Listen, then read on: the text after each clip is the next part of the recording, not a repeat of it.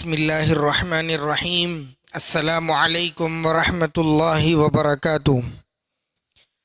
نیند انسان کی ضروریات میں سے ہے۔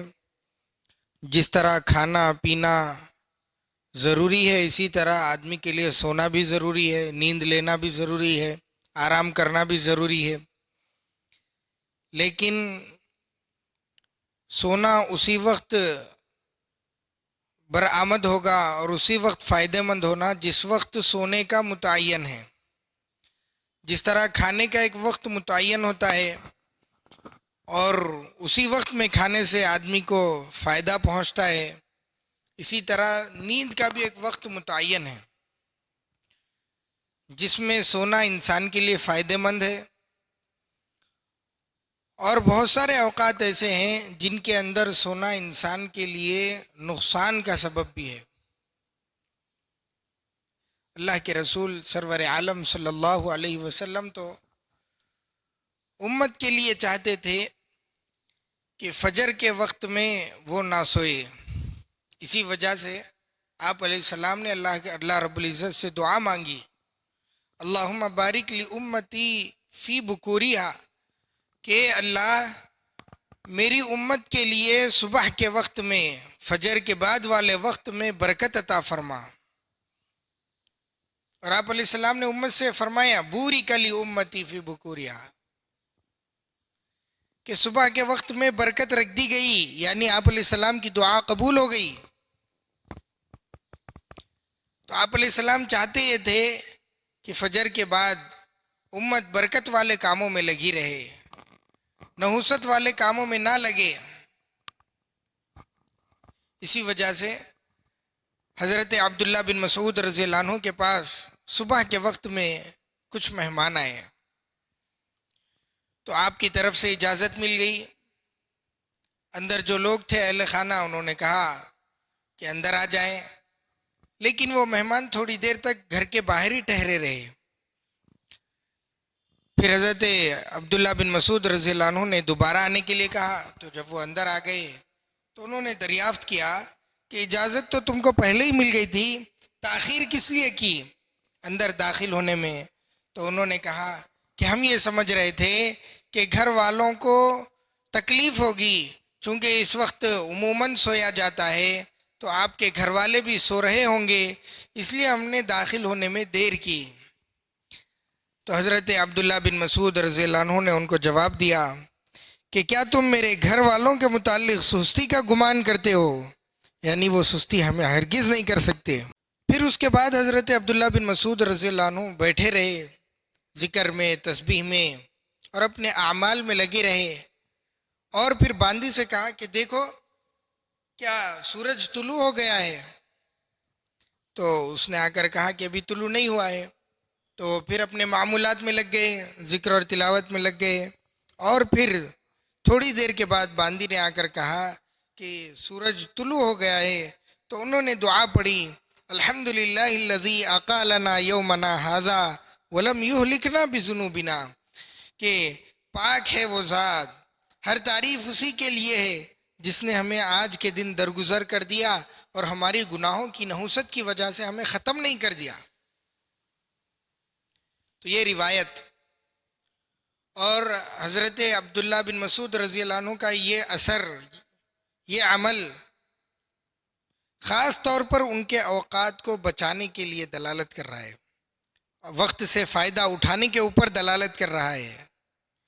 وہ لوگ وقت کی قیمتوں کو سمجھتے تھے اور یہ بھی جانتے تھے کہ سونے کا وقت کون سا ہے، جاگنے کا وقت کون سا ہے، ذکر کا وقت کون سا ہے، اور دوسرے امور انجام دینے کا وقت کون سا ہے۔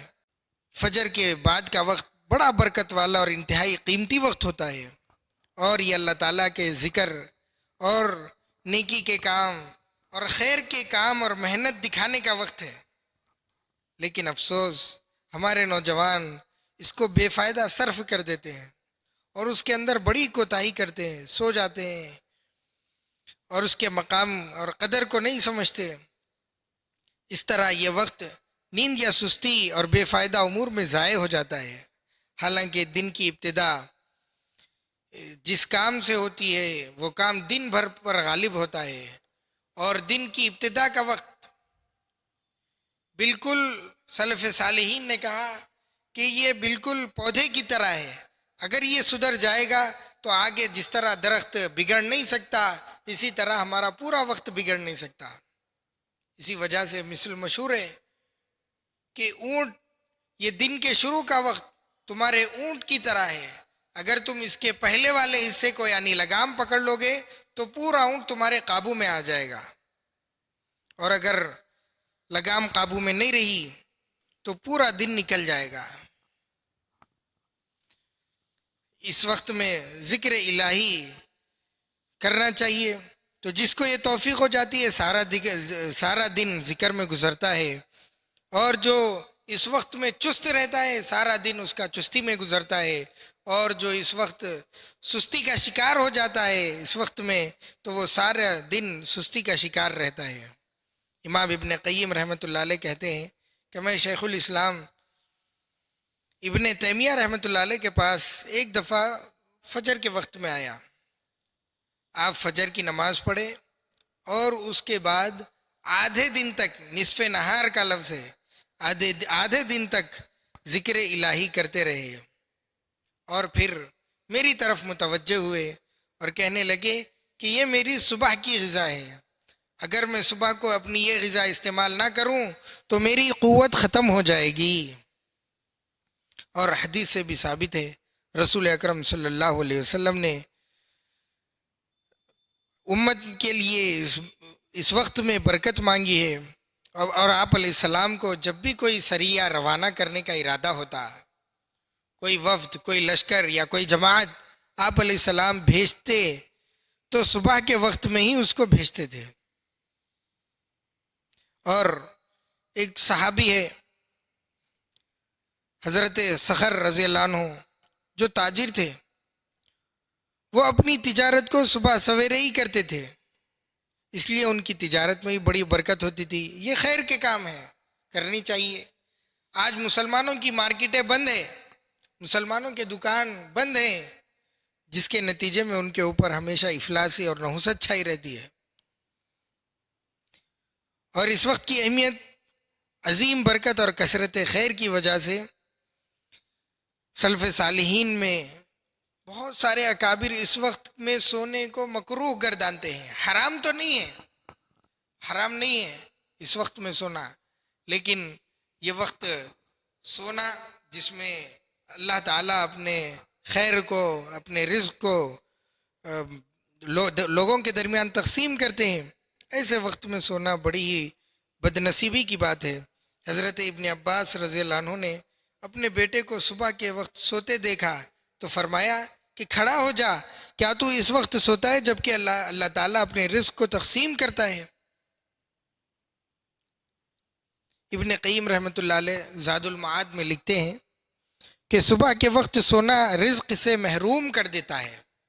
ہماری زندگیوں کو دیکھیے، پریشان ہے، وظیفے کر رہے، رزق نہیں، روزی کے دروازے نہیں کھل رہے، اور جاب میں پریشانی، تجارت میں پریشانی، تو ذکر و اذکار، وظائف کے پورا کر لینے سے صرف کچھ نہیں ہوتا، یہ دنیا دارالاسباب ہے، سبب اختیار کرنا پڑتا ہے۔ صبح کے وقت میں اگر سو رہے ہیں تو اس کو چھوڑیے، انشاءاللہ حدیث کی برکت سے، صحابہ کی برکت سے اور اس وقت کی برکت سے اللہ تعالیٰ بہت کچھ نواز دیں گے۔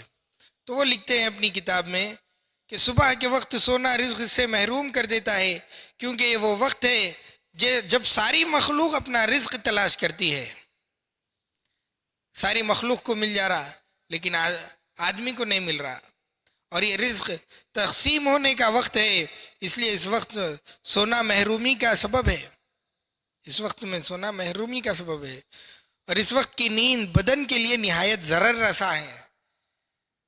یہ وقت سونا بدن کے لیے نقصان دہ ثابت ہوتا ہے، کیونکہ اس وقت میں سونے سے جسم کو سستی اور ڈھیلا پن کر دیتی ہے، جسم کو ڈھیلا کر دیتی ہے۔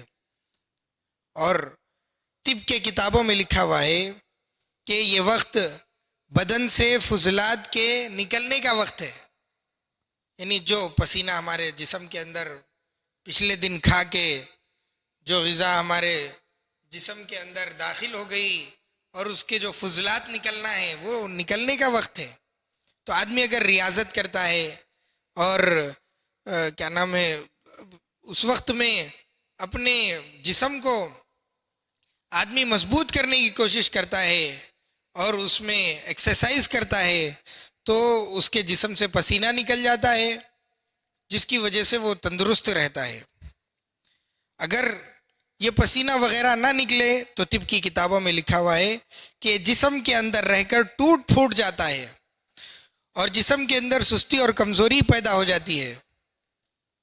اور یہ بھی ہے ساتھ میں کہ صبح کے وقت اگر آدمی اپنی ضرورت سے فارغ نہ ہو، پاخانہ نہ جائے تو معدہ کمزور ہو جاتا ہے اور اس سے کئی بیماریاں پیدا ہو جاتی ہیں.